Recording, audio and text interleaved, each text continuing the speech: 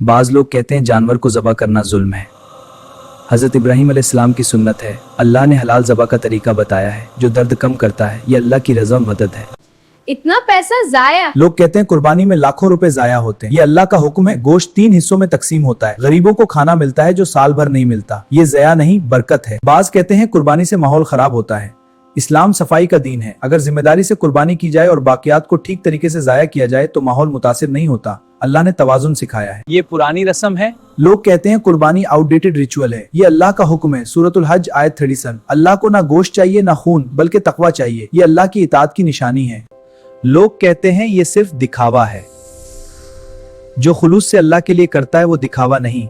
अल्लाह देखता है दिल को, न कि सोशल मीडिया को। हम सब ममलूक हैं, मालिक सिर्फ अल्लाह ताला है।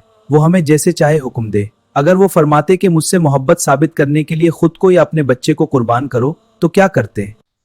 इस तरह की तरबियती वीडियोस देखने के लिए लाइक और सब्सक्राइब जरूर करें ताकि हर आने वाली वीडियो से आगाह रहें।